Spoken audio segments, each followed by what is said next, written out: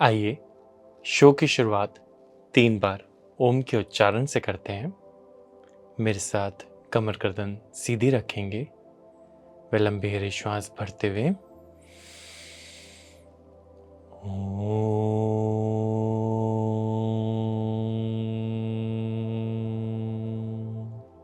एक बार पुनः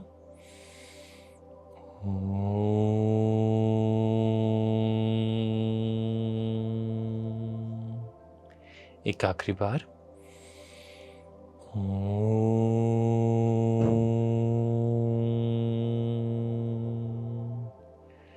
शांति शांति शांति।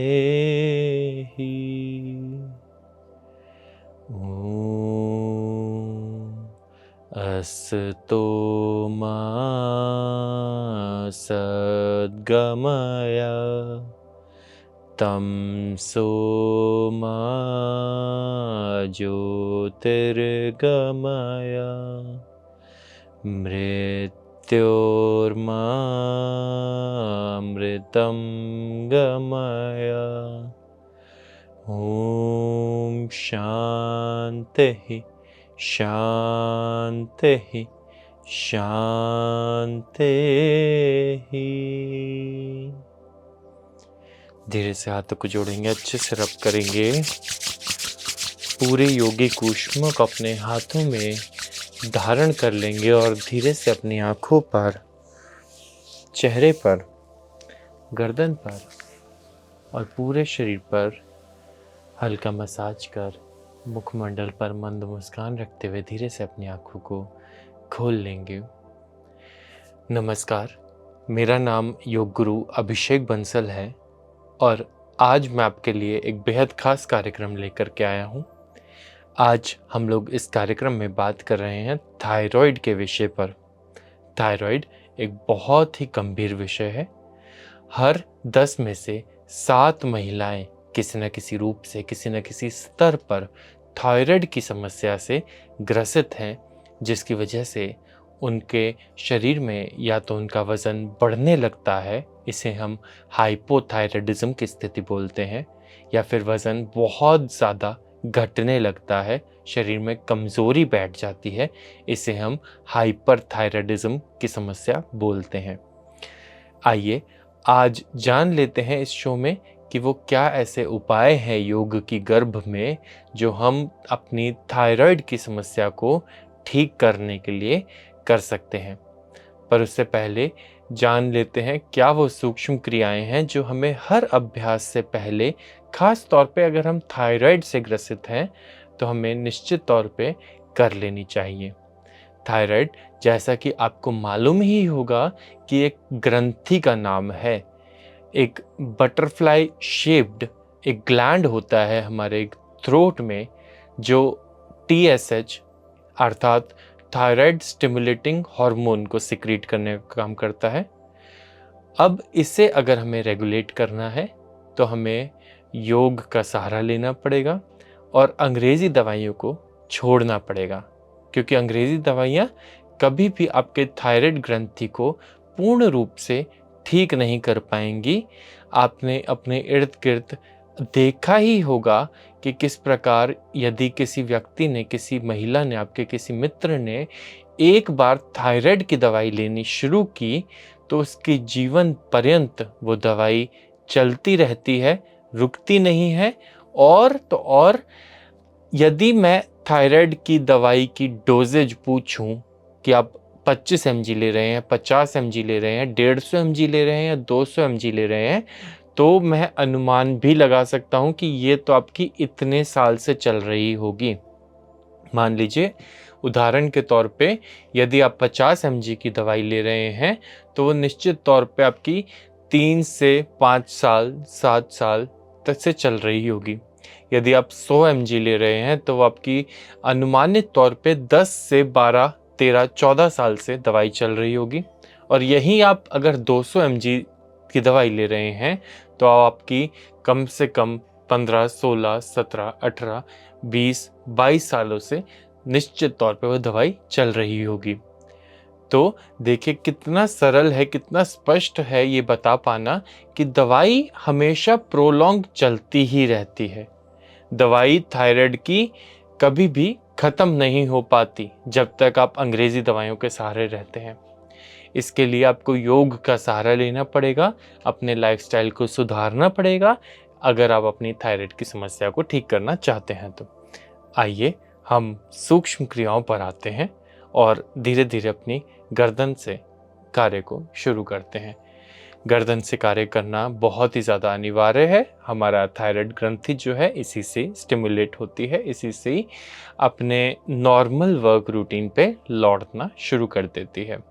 हम धीरे से अपनी गर्दन को पूरा राइट और पूरा लेफ्ट चलाना शुरू करेंगे और मेरे साथ इस एपिसोड में आखिर तक बने रहेंगे, क्योंकि मेरे पास आपके लिए बहुत कुछ है आपको बताने के लिए कि आप अपने थायराइड ग्रंथि के लिए क्या क्या कर सकते हैं, क्या क्या आसन कर सकते हैं, क्या क्या लाइफस्टाइल में बदलाव ला सकते हैं।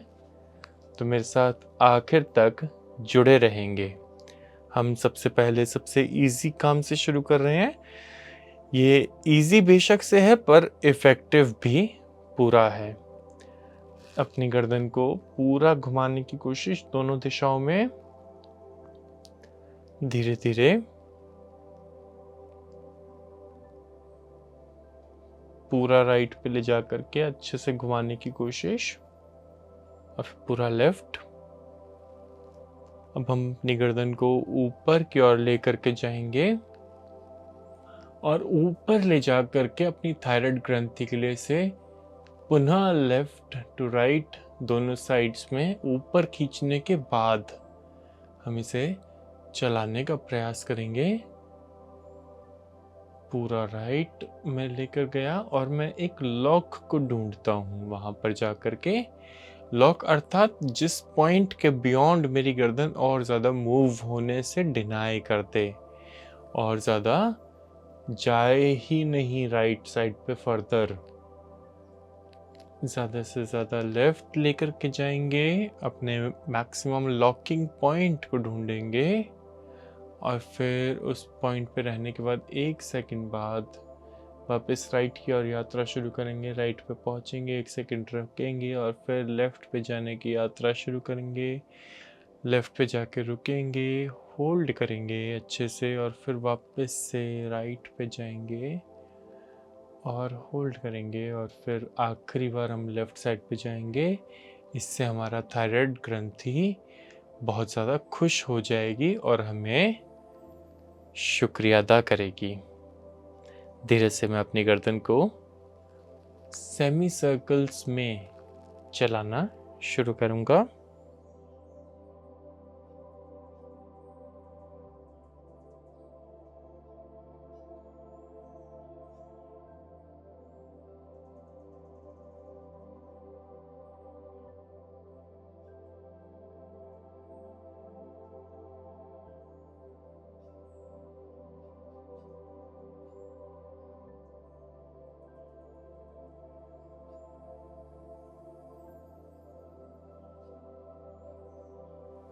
आनंद के साथ, बहुत ध्यान देते हुए और धीरे से वापस आ जाते हैं, अपने कंधों पर आएंगे।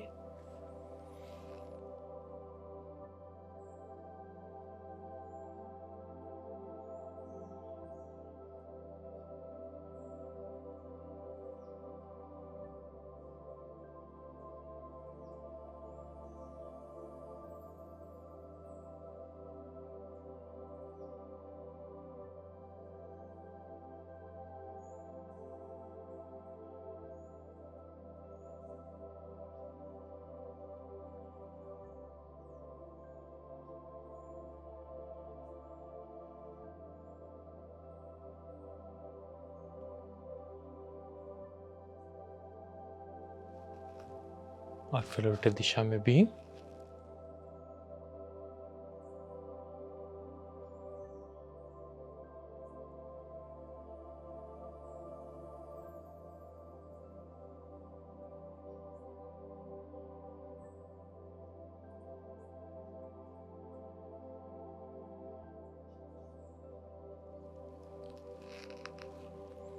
आनंद और इच्छा अनुसार अभ्यास। और फिर धीरे से मैं अपने दोनों पैरों को सामने की ओर लेकर के आऊंगा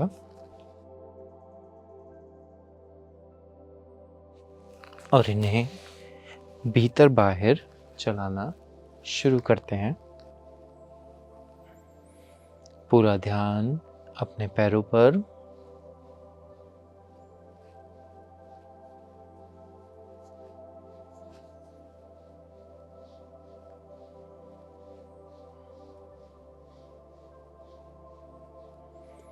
बेहद आनंद के साथ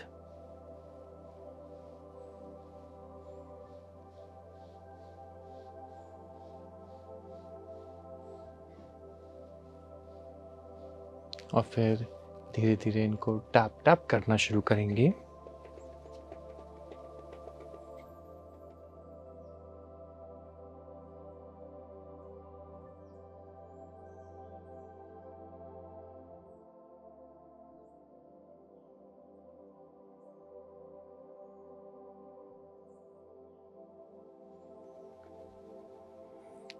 फिर भीतर बाहर, भीतर बाहर।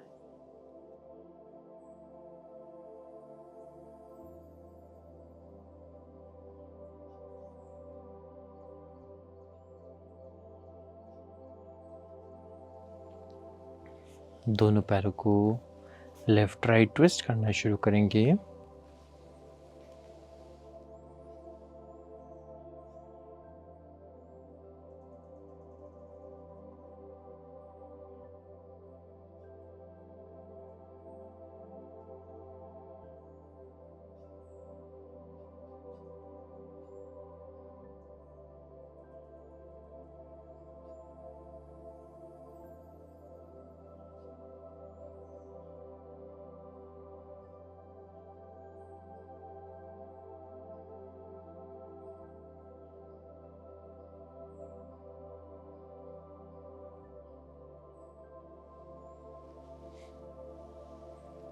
दोनों पैरों में अंतर दे करके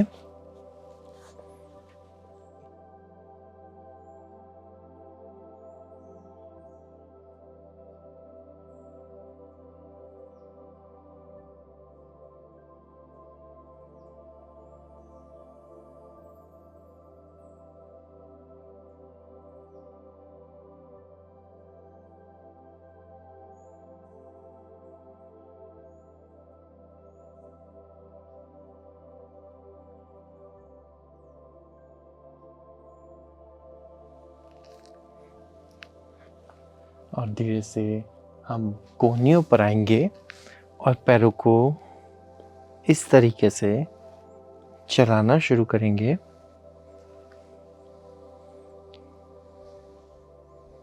भीतर बाहर, भीतर बाहर।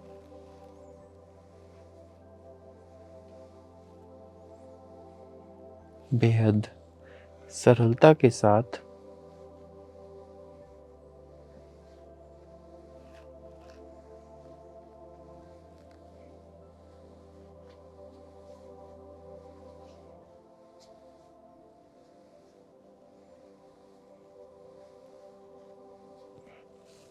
हम दोनों पैरों को एक साथ चलाना शुरू करेंगे।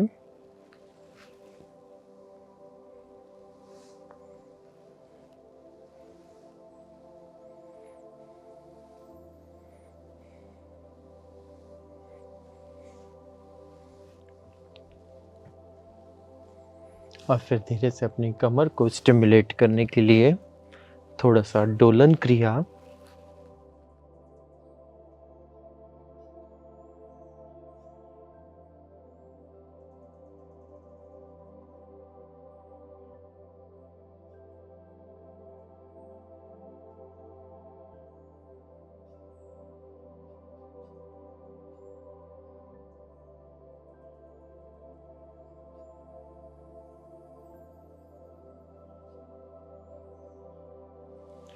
और फिर धीरे से बैठ जाते हैं।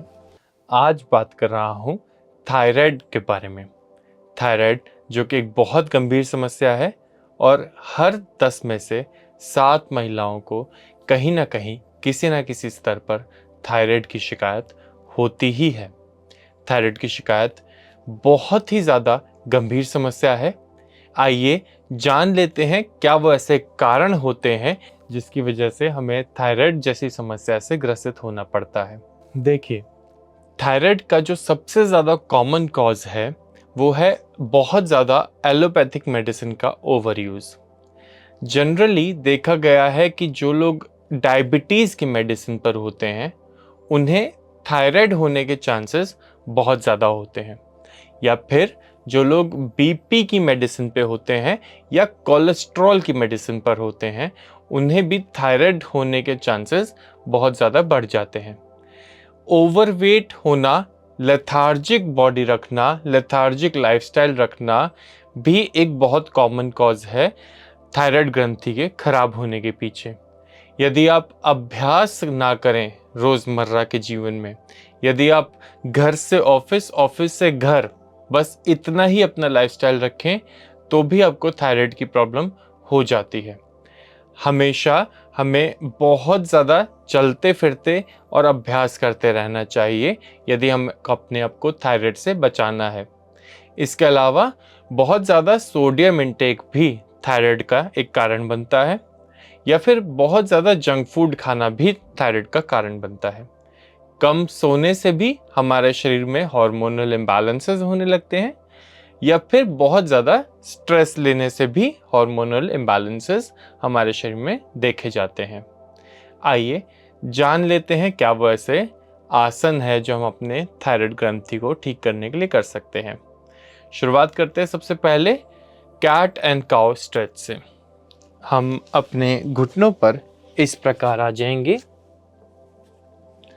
और अपनी थायराइड ग्रंथि को स्टिमुलेट करने के लिए हमने श्वास भरते हुए गर्दन को ऊपर की तरफ खींचना है और श्वास छोड़ते हुए गर्दन को नीचे की तरफ खींचना है,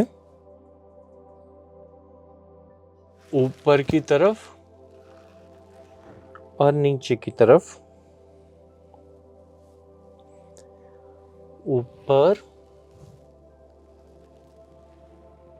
नीचे, ऊपर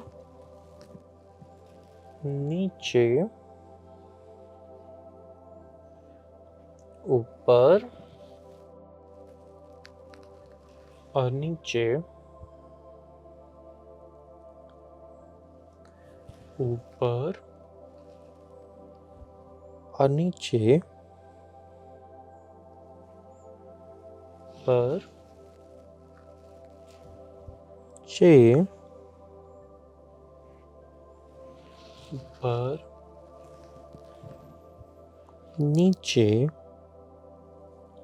और धीरे से सेंटर में वापस आ जाते हैं। हम बढ़ेंगे। सबसे असरदार यदि कोई अभ्यास है जो थायराइड ग्रंथि को ठीक करता है तो वो है सिंह गर्जना का अभ्यास। सिंह गर्जना के अभ्यास के लिए मैं सबसे पहले पद्मासन का अभ्यास करूंगा। मैं आपको ये भी बताऊंगा कि आप पद्मासन में नहीं आ पाए तो आप कैसे करेंगे सिंह गर्जना का अभ्यास। पर पहले पद्मासन में जो आ पाए उनके लिए हम पहले पद्मासन में आएंगे और फिर आगे की तरफ ऐसे आकर के अपने हाथों को पीछे रख करके जीभ को बाहर निकालते हुए थोड़ा सा गुर्राने की कोशिश करेंगे, सिंह की तरह गर्जना करने की कोशिश करेंगे।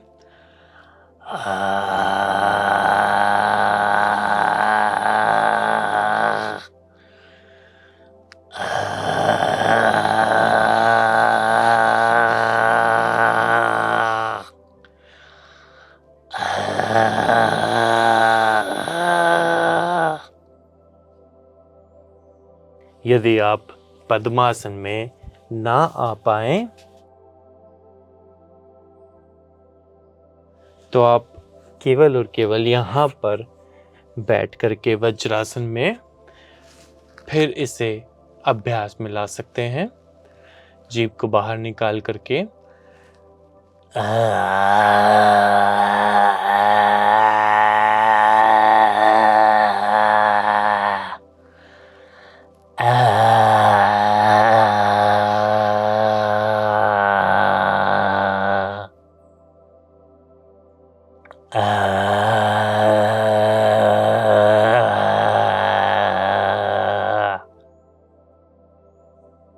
और इसकी तीसरी वेरिएशन भी मैं आपको दे देता हूँ। हम केवल और केवल यहाँ पर इस तरीके से अपने टोज़ पर पूरा ध्यान दे कर के आएं और फिर एक सामने बिंदु पर देखते हुए जीभ को बाहर निकालें।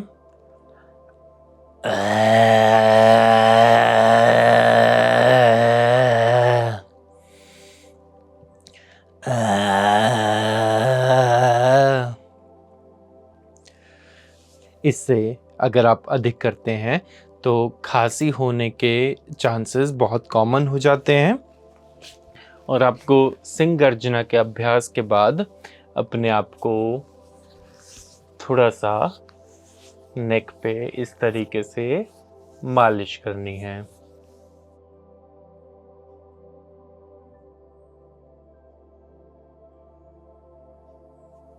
फिर इस तरीके से 2 फिंगर्स से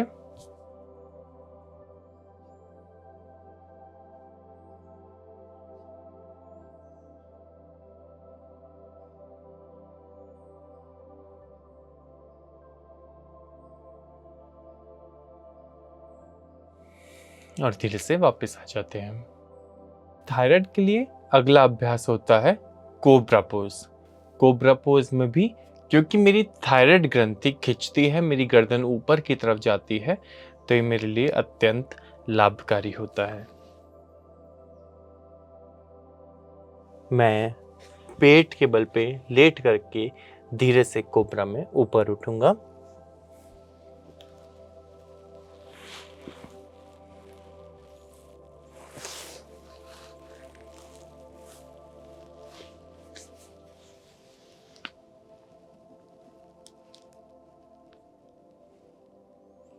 आखिर के 10 गिन लेते हैं। 9, 8, 7, 6, 5, 4, 3, 2 और 1। धीरे से बालासन में आके विराम देंगे अपने आप को।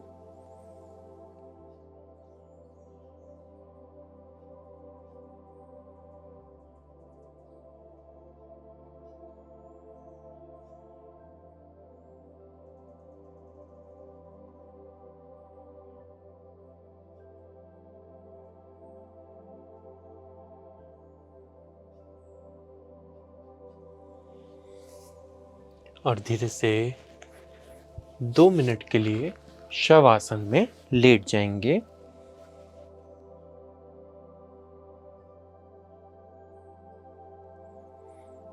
अपने आप को शिथिल करेंगे और अपने ध्यान को अपने थायराइड ग्रंथि पर केंद्रित करेंगे।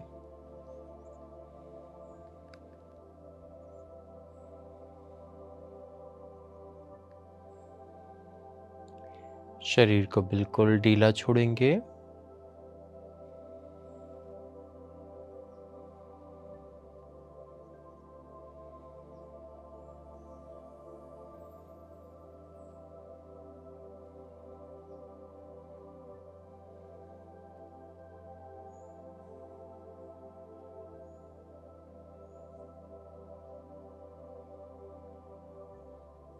और हम इसके बाद एक अच्छे से सर्वांग आसन में आ जाते हैं।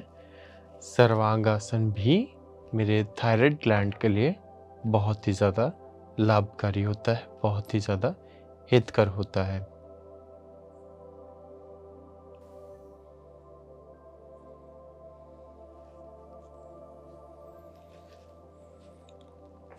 धीरे से अपने आप को ऊपर उठाएंगे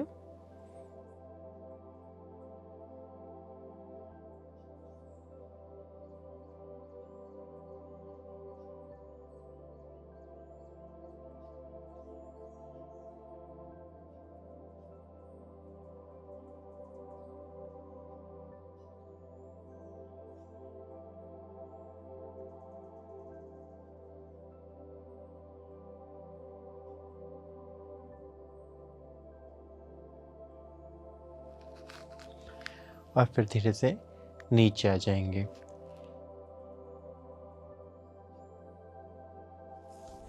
देखिए, साफ ज़ाहिर बात है कि जिस भी किसी आसन में हमारी गर्दन स्टिमुलेट हो, अर्थात गर्दन पर या तो इस तरीके से बहुत ज़्यादा खिंचाव महसूस हो या फिर गर्दन पर इस तरीके से बहुत ज़्यादा दबाव महसूस हो, दोनों ही स्थिति में हमारा थायराइड ग्रंथि जो है वो स्टिमुलेट होती है और हमारा थायराइड ठीक होने लगता है। आइए हम अगले आसन धनुरासन की ओर अग्रसर होते हैं।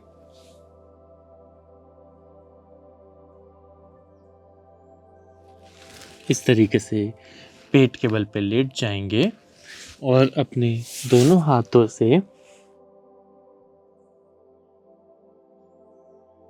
अपनी एड़ी को पकड़ लेंगे और फिर ऊपर की ओर खींचेंगे। आखिर के 10, 9, 8, 7, 6, 5, 4, 3, 2 और 1। धीरे से वापस आएंगे।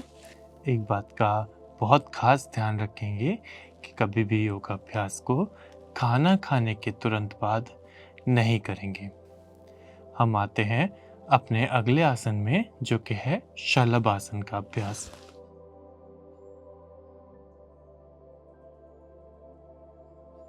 अपने दोनों पैरों को ऊपर उठाने का प्रयास। आखिर के 10, 9, 8, 7, 6, 5, 4, 3, 2 और 1। धीरे से नीचे आ जाएंगे और मकर आसन में अपने आप को विराम देंगे। एड़ियां भीतर, पंजे बाहर। कुछ देर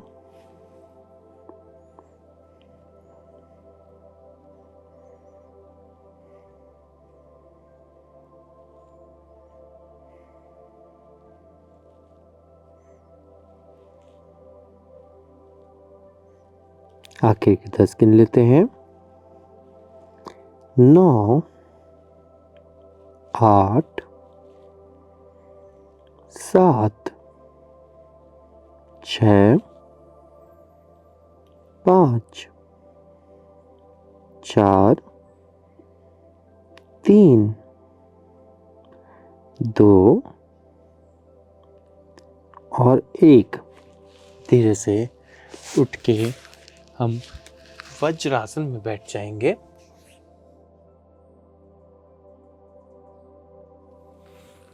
अपने आप को स्थिर करने की कोशिश करेंगे।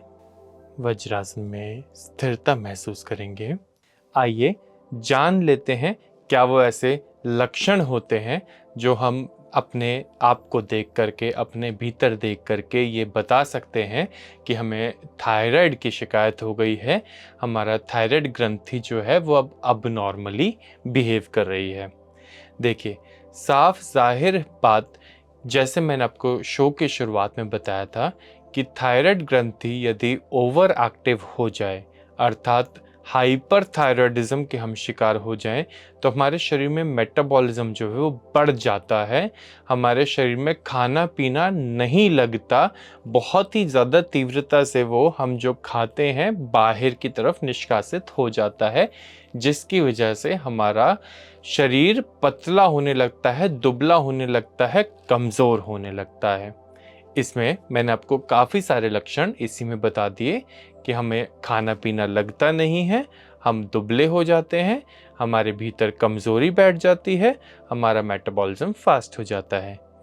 इसके ठीक विपरीत हाइपोथायराइडिज्म में जो कुछ लक्षण हैं वो ये हैं कि हमारा मेटाबॉलिज्म स्लो हो जाता है, हमें खाना पीना पचाने में और उसे प्रोसेस करके एक्सक्रीशन तक ले जाने में बहुत ही ज़्यादा समय लग जाता है, हम वेट गेन करने लगते हैं और इसे हम हाइपोथायराइडिज्म की स्थिति बोलते हैं। आइए जान लेते हैं कुछ और ऐसे अन्य काम के आसन जो हम करके अपने थायराइड को ठीक कर सकते हैं। ब्रेक से पहले हम वज्रासन का अभ्यास कर रहे थे। आते हैं अपने अगले आसन पर, जिसे कहते हैं उष्ट्र आसन का अभ्यास। उष्ट्र आसन का अभ्यास अगेन एक बहुत ही ज़्यादा यूजफुल प्रैक्टिस। जैसे कि मैंने आपको ब्रेक से पहले बताया था कि जिस भी आसन में आपकी गर्दन बहुत ही ज़्यादा एक्सटेंड हो या बहुत ही ज़्यादा फ्लेक्स हो, जिस भी आसन में आपकी गर्दन बहुत अच्छे से मुड़े, वो सभी आसन आपके थायराइड ग्रंथि को स्टिमुलेट करेंगे और आपको हाइपरथायराइडिज्म या हाइपोथायराइडिज्म की शिकायत से बचाएंगे। उष्ट्रासन के लिए मैं अपनी मैट पर घूमकर अपने घुटनों में कंधों जितना फासला दे दूं। यदि उष्ट्रासन मुझे आसान करना है तो मैं आपको 3 स्टेप्स बताऊंगा या 3 स्पेक्ट्रम के लेवल बताऊंगा, 3 हायरार्की के लेवल बताऊंगा। सबसे पहले सबसे आसान कि मैं अपनी उंगलियों का, टोस का सपोर्ट लेकर के रखूं और फिर अपनी कमर पर इस तरीके से हाथों को टिका करके फिर मैं जाने की कोशिश करूं। आखिर के 10, 9, 8, 7, 6, 5, 4, 3, 2 और 1 धीरे से वापस। ये सबसे बेसिक और इजी लेवल है उष्ट्रासन करने का। इसके बाद मैं अपनी सपोर्टेड टोस पर जाकर के हील्स को पकड़ने की कोशिश करूंगा।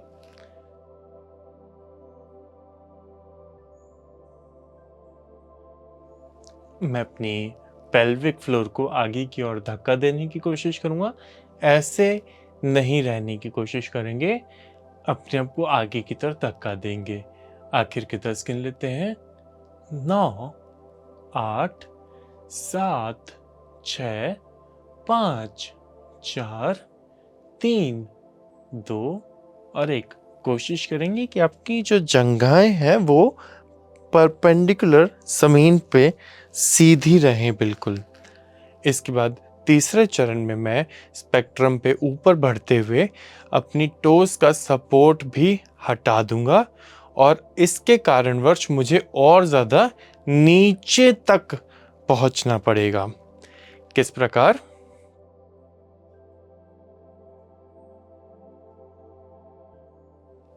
अपने हिप्स को लगातार आगे की ओर धक्का देते हुए आखिर के 10, 9, 8, 7, 6, 5, 4, 3, 2 और 1 धीरे से वापस आ जाते हैं और शशंक आसन में कुछ समय बिता लेते हैं।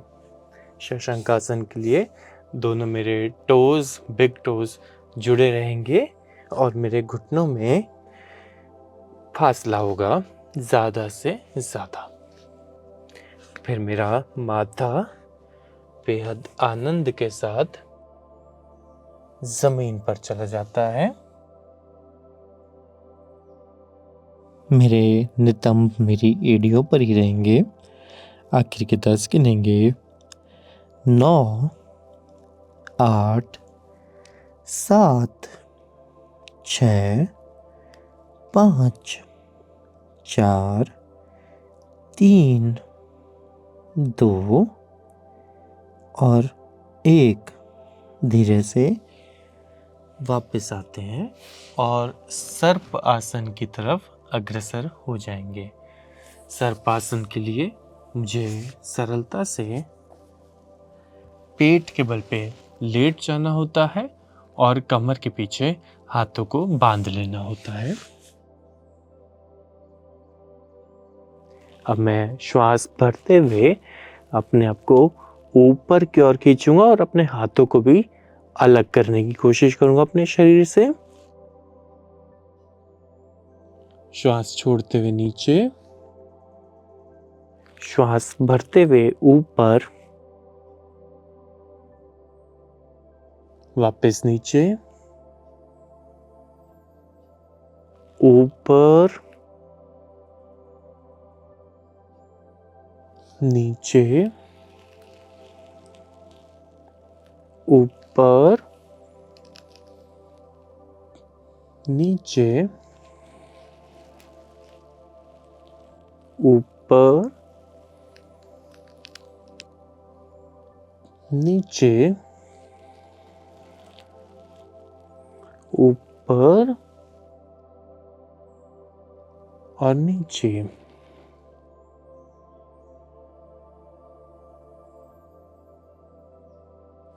धीरे से बैठ जाते हैं और पैरों को सामने लेकर के वक्र आसन की ओर अग्रसर हो रहे हैं। मैं अपने लेफ्ट पैर को उठाऊं, राइट पैर के राइट साइड में रख दूं। अब अपने राइट हैंड को उठाया और लेफ्ट पैर के लेफ्ट साइड से अपने कोहनी को ले जाते हुए अपने लेफ्ट पैर को पकड़ लिया और ज़्यादा से ज़्यादा लेफ्ट साइड पर देखने का प्रयास किया। होल्ड करते हैं इसे। आखिर के 10, 9, 8, 7, 6, 5, 4, 3, 2 और 1। साइड चेंज कर लेते हैं। राइट पैर को उठाया, लेफ्ट पैर के लेफ्ट साइड में रखा, लेफ्ट हैंड को उठाया और अपने पैर को पकड़ लिया। आखिर के 10, 9, 8, 7, 6, 5, 4, 3, 2 और 1। धीरे से वापस आ जाते हैं।